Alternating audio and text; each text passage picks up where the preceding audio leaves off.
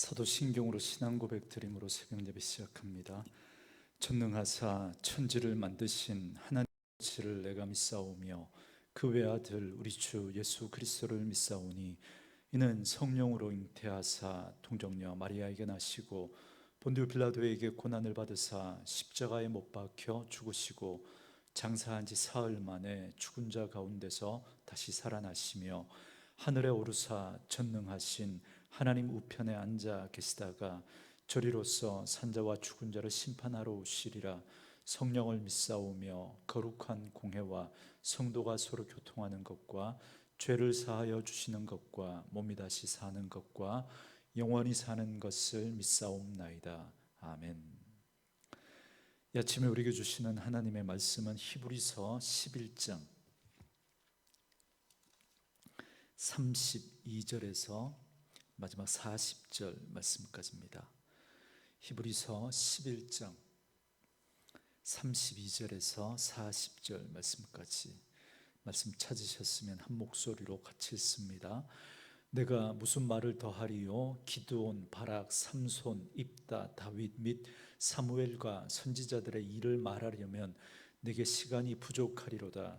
그들은 믿음으로 나라들을 이기기도 하며 의를 행하기도 하며 약속을 받기도 하며 사자들의 입을 막기도 하며 불의 세력을 멸하기도 하며 칼날을 피하기도 하며 연약한 가운데서 강하게 되기도 하며 전쟁에 용감하게 되어 이방 사람들의 진을 물리치기도 하며 여자들은 자기의 죽은 자들을 부활로 받아들이기도 하며 또 어떤 이들은 더 좋은 부활을 얻고자 하여 심한 고문을 받되 구차히 풀려나기를 원하지 아니하였으며 또 어떤 이들은 조롱과 채찍질 뿐 아니라 결박과 옥에 갇히는 시련도 받았으며 돌로 치는 것과 톱으로 켜는 것과 시험과 칼로 죽임을 당하고 양과 염소의 가죽을 입고 유리하여 궁핍과 환난과 학대를 받았으니 이런 사람은 세상이 감당하지 못하느니라. 그들이 광야와 산과 동굴과 토굴에 유리하였느니라. 이 사람들은 다 믿음으로 말미암아 증거를 받았으나 약속된 것을 받지 못하였으니 이는 하나님이 우리를 위하여 더 좋은 것을 예비하셨은즉 우리가 아니면 그들로 온전함을 이루지 못하게 하려 하심이라. 아멘. 오늘은 함께 읽으신 히브리서 11장 32절에서 40절 말씀을 중심으로 세상이 감당하지 못할 믿음이라는 제목의 말씀으로 잠시 은혜를 나누겠습니다. 히브리서 11장은 믿음의 사람들을 열거하면서 그들이 보여준 믿음의 증거와 능력에 대해서 말씀해 줍니다. 오늘 본문은 그 마지막으로서 믿음으로 산 사람들의 삶을 총 정리해서 말씀해 줍니다. 그러면서 히브리서 기자는 그들의 믿음의 삶을 한마디로 이렇게 정의합니다. 38절 말씀에 이런 사람은 세상이 감당하지 못하느니라 라고 하면서 세상이 감당하지 못하는 믿음의 사람들이었다 말씀합니다. 다시 말하면 세상과 타협하고 세상의 시류에 떠밀려가는 그런 인생이 아니라 하늘 소망을 바라보고 하나님이 주신 그 약속의 말씀을 붙들고 이 땅에 소망을 두고 살아가는 사람들과는 다른 삶을 살아갔다라는 것입니다. 그런데 이렇게 세상이 감당할 수 없는 믿음으로 살았던 사람들의 삶의 면면을 살펴보면 참으로 다양한 그 삶의 모습으로 드러납니다.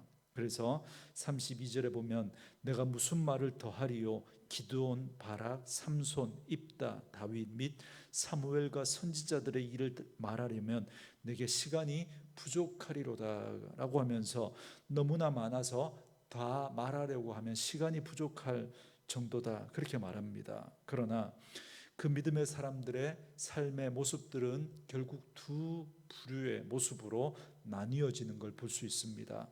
33절과 34절의 사람들은 이기고 승리하는 그런 모습으로 드러납니다. 그리고 35절에서 38절에 나오는 사람들은 고난당하는 모습으로 나타납니다.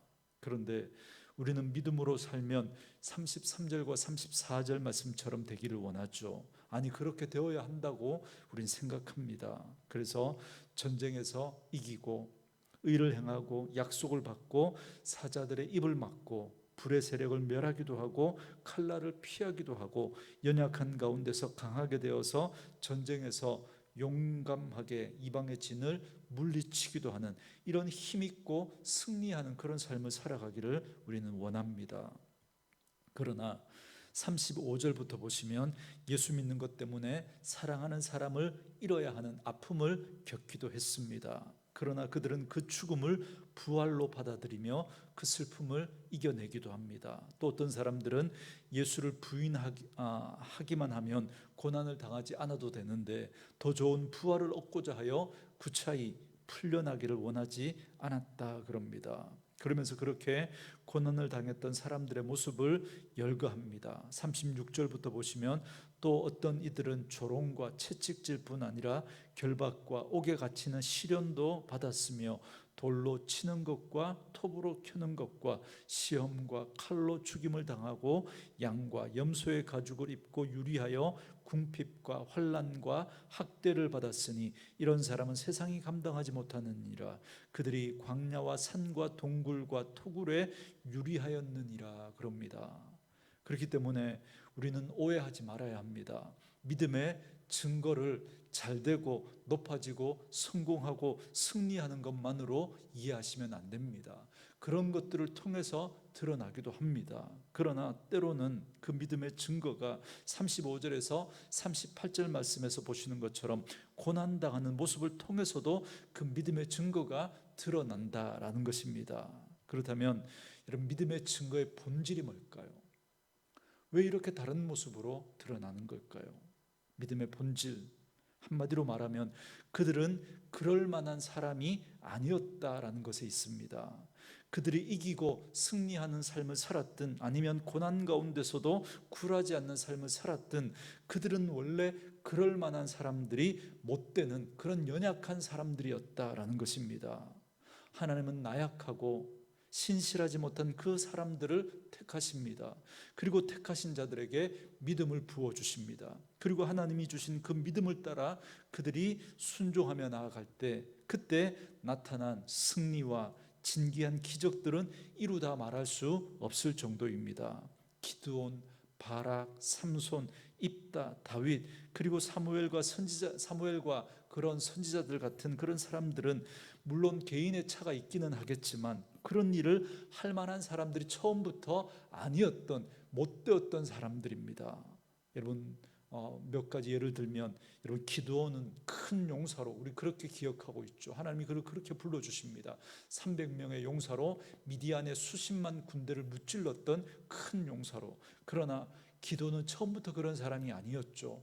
미디안이 무서워서 몰래 포도주 틀에서, 넓은 마당에서 타작하는 게 아니라 포도주 틀에서 자기 한번 먹을 것만 톡 털어서 몰래 숨어서 그렇게 타작하고 또 가서 가족들과 함께 나눠 먹고 그렇게 했던 소심하고 용기 없었던 그런 사람들이었는데, 그런데 하나님께서 그 기드온을 들어서 믿음 주시고 사용하시니까 미디안의 수십만 군대를 무찌르는 큰 용사로 쓰셨던 겁니다. 입다를 하나님 사사로 쓰시는데, 여러분, 입다의 출신은 기생의 아들이죠. 그래서 그 형제들이 부끄럽다고, 같이 사는 것이 부끄럽다고 입다를 쫓아내버립니다. 그래서 그 입다가 누구와 어울려 삽니까? 성경에 보니까 잡류들, 그러니까 요즘으로 이야기하면 양아치들하고 그렇게 어울려서 살았던 사람인데, 그런데 하나님이 그를 쓰시니까 하나님 위대한 사사로 그렇게 쓰임받게 됩니다. 다윗도 마찬가지죠. 아버지 눈에는 처음부터 이 다윗은 깜이 아니었습니다. 그래서 사무엘 선지자가 기름 부으려고 그렇게 그 아들을 소개받을 때 아버지로부터 처음에 소개도 하지 않았던 그 아들이 다윗이었습니다. 그러나 하나님이 그를 세우시니까, 믿음 주시고 쓰시니까 이스라엘의 위대한 왕으로 그렇게 쓰임받게 되었던 겁니다. 그러니까 이들은 누구라고 할 것 없이 믿음을 말할 만한 그런 자들이 아니었다는 겁니다. 그러나 하나님께서 이토록 연약하고 부족한 자들을 통해서 하나님의 일을 감당하게 하십니다. 그렇기 때문에 믿음의 증거는 그 사람을 드러내는 것이 아니라 하나님을 드러내는 것입니다. 그것이 잘되고 높아지고 성공하는 것이든 아니면 그것이 고난을 당하고 안 되는 그런 모습이든, 여러분 어떤 모습이든 그 모습을 통해서 세상 사람들과는 다른 삶의 모습을 통해서 하나님을 드러내고 그리스도를 드러내는 것, 그게 믿음의 본질입니다. 35절부터 38절에 나오는 사람들도 마찬가지입니다. 이들은 자신을 기다리는 그 고난과 결박과 죽음을 마다하지 않고 그 고난을 통해서 그들 안에 있었던 하나님 보배 되신 예수 그리스도를 드러냈던 것입니다. 이처럼 연약하고 부족한 자들에게 믿음을 주셔서 하나님을 드러내고 하나님의 일을 성취하게 하셨던 겁니다. 그래서 믿음의 사람들은 세상의 길로 가지 않고 하나님께서 주신 길을 가게 합니다. 왜냐하면 그 믿음 자체가 처음부터 하나님께서 주신 것이고 하나님으로 말미암았기 때문에 그렇습니다. 그래서 참된 믿음은 우리가 원하는 우리의 삶을 살도록 하는 게 아니라 우리로 하여금 하나님의 길을 가게 합니다. 그런데 여러분, 우리가 믿음을 자꾸 나의 신념으로 착각하는 거죠. 그래서 내가 원하는 내 신념을 가지고 내가 원하는, 내가 바라는, 내가 되기를 원하는 그 삶을 우리는 자꾸 추구하는 거예요. 하나님하고 방향이 맞지 않은데도. 그 믿음이 아닌 거죠. 믿음은 처음부터 우리에게서 난 것이 아니고 하나님이 주신 것입니다. 하나님으로부터 말미암은 것입니다. 그렇기 때문에 참된 믿음을 가진 자는 나를 위해서 살아가는 것이 아니죠. 내가 원하는 삶을 살아가는 것이 아니죠. 하나님이 원하시는 삶을 살아가는 겁니다. 그래서 예수님께서도 믿음을 이야기할 때 나를 부인하고 자기 십자가를 지고 나를 따르라고 그렇게 말씀하는 거예요. 믿음은 처음부터 여러분 우리에게서 출발하는 것이 아니기 때문에 그렇습니다. 그리고 그로 인해서 세상에는 믿음의 증거들이 나타납니다. 여러분, 우리가 내가 원하고 내가 바라고 내가 욕심 부리는 그 일들이 이루어져서 정말 나만을 위해서 사는데 그것으로 여러분 믿음의 증거들이 드러나겠습니까? 절대 드러나지 않죠. 나를 부인하고 하나님을 위해서, 그리스도를 위해서 살아가게 될 때 그것으로 인해서 세상에는 믿음의 증거가 나타나게 되는 겁니다. 왜냐하면 그들은 도무지 이해되지 않는 거거든요. 얼마든지 누리고 떵떵거리면서 그렇게 자기를 위해 살 수 있는데 그렇게 살지 않는 거예요. 얼마든지 자기 욕심대로, 자기 성질대로, 자기 생각대로 할 수 있는데 그렇게 하지 않는 거예요. 그래서 그들은 세상과 다른 그 삶의 모습을 통해서 믿음의 증거를 드러냈던 겁니다. 고난 가운데 그들의 성질대로라면, 그들의 감정대로라면 원망하고 불평하고 세상을 저주하고 그렇게 해야 되는데 그렇게 하지 않는 거예요. 오히려 그 가운데서도 기뻐하고 그 가운데서도 소망을 붙들고 용기를 내는 거예요. 이해할 수가 없는 겁니다. 그 모습을 통해서 믿음의 증거들이 드러났던 겁니다. 저는 저와 여러분에게 이런 은혜가 있기를 원합니다. 그런데 그런 믿음의 삶을 살았던 구약의 성도들은 하나님께서 예비하신 진정한 믿음의 대상을 볼 수 없었습니다. 그래서 여러분 39절에 보시면 이 사람들은 다 믿음으로 말미암아 증거를 받았으나 약속된 것을 받지 못하였으니 그럽니다. 다시 말하면 하나님께서 약속하신 그 약속의 실체가 누굽니까? 그리스도죠. 그 예수 그리스도를 보지 못했던 사람들입니다. 구약의 사람들은. 그러므로 이들은 하나님에 의해 온전할 수 없었습니다. 그러나 저와 여러분에게 주신 믿음은 완전한 의가 되시는 예수 그리스도를 믿게 하는 믿음입니다. 그러니 저와 여러분은 구약의 그 믿음의 선진들보다 더 좋은 것을 받은 자들입니다. 히브리서 기자가 바로 이 사실을 우리에게 말씀해 주고 있습니다. 다시 말하면 저와 여러분은 예수 그리스도를 믿어 온전한 구원의 은혜 안에 우리는 살아가고 있는 것입니다. 이런 은혜를 받은 우리가 어찌 하나님 앞에 감사하지 않을 수 있겠습니까? 이런 은혜를 받은 우리가 어떻게 여러분 그리스도를 기뻐하지 않을 수 있겠습니까? 그 예수 그리스도로 말미암아서 우리가 온전한 의에 이룰 수 있게 되었는데요. 사랑하는 성도 여러분, 하나님께서 믿음을 주시면 우리에게 나타나는 분명한 일이 있습니다. 내게 상과 같은 시험과 고난이 있어도 두려워하지 않는다는 것입니다. 그러나 그것을 이길 힘과 해결할 능력이 있어서 우리가 두려워하지 않는 것이 아닙니다. 그 모든 것을 하나님께서 주셨기 때문에 두려워하지 않습니다. 하나님이 주신 것은 결국에는 합력하여 선이 될 것을 믿기 때문입니다. 여러분, 그래서 하나님을 믿는 성도는 자기 앞에 놓인 고난의 잔을 피하기 위해서 하나님을 찾지 않습니다. 물론 우리 감정은 하나님 앞에 피해가고 싶다고, 예수님도 할 수만 있다면 이 잔을 내게서 옮겨달라고 그렇게 기도하지 않았습니까? 물론 그렇게 기도할 수 있겠죠. 그러나 그 고난의 잔의 의미와 그 고난을 통해서 주어질 하나님의 영광이 무엇인지를 알게 해달라고 기도합니다. 그리고 그것을 우리가 깨닫게 되면 그 고난을 우리는 더 이상 피하려고 하지 않는 것이죠. 그 고난을 통해서 하나님의 뜻이 이루어질 것이기 때문에 그렇습니다. 그래서 결국 그 모든 것이 합력해서 선이 될 것을 믿기 때문에 우리는 그 믿음으로 그 고난 가운데서도 다른 태도와 자세로 살아갈 수 있는 것이죠. 이것이 진정한 믿음의 모습입니다. 그래서 예수 믿는 우리는 결코 자기의 뜻을 이루기 위해서 살지 않습니다. 그 믿음을 주신 그 믿음이, 하나님이 우리에게 주신 그 믿음이 우리를 맡기 때문입니다.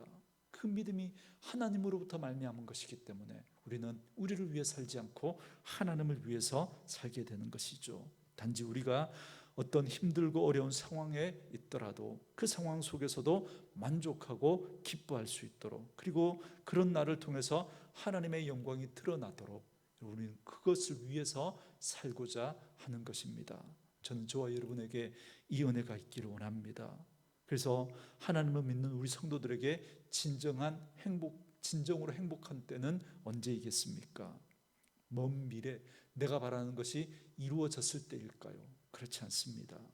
지금도 우리는 하나님의 사랑 가운데 있고 하나님이 우리에게 주신 그 믿음 가운데 우리는 살아가고 있기 때문에, 그리고 지금 내게 닥친 그 모든 일들도 결국은 합력해서 선이 되게 하실 그 하나님의 허락하신 것을 믿기에 오늘도 우리는 지금 이 순간 그 하나님의 은혜 안에 있음을, 하나님의 뜻 안에 있음을 깨닫고 우리는 이 시간에도 그 하나님의 은혜를 우리는 누리게 되는 겁니다. 그래서 우리는 오늘 우리에게 주신 그 시간 속에 하나님의 행복을 누리게 되는 것이죠.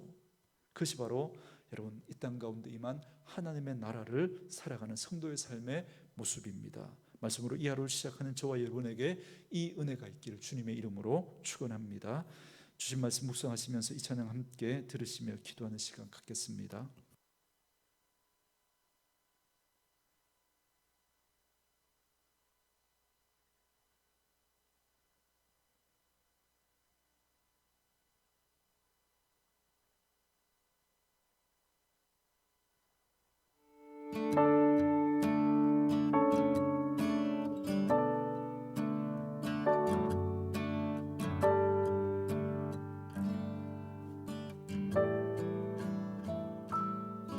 참 아름다운 곳이라 주님의 세계는 정말로 내가 나갔고 솔직할 수 있는 곳, 조금이라도 내 의라 말할 수 없는 이곳은 바로 주님의 세계라.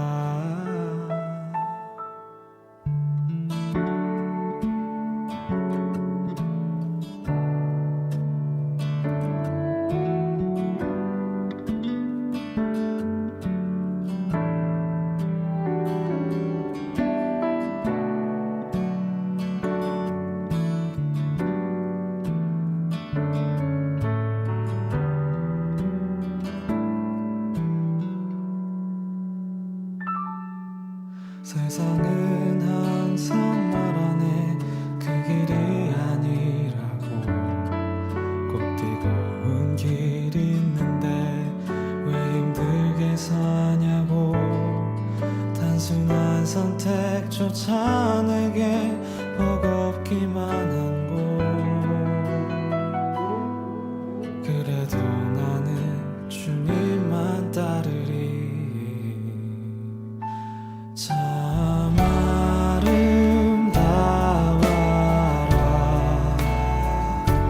주님의 세계는 저 솔로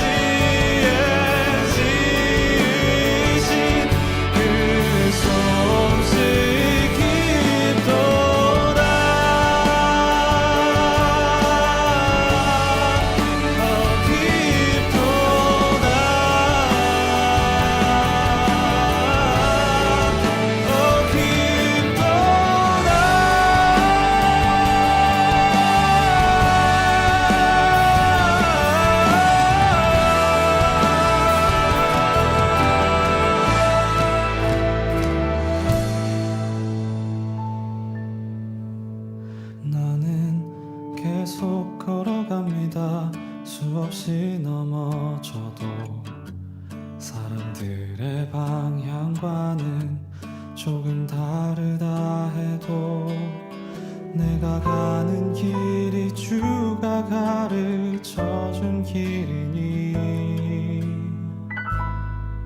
이곳은 바로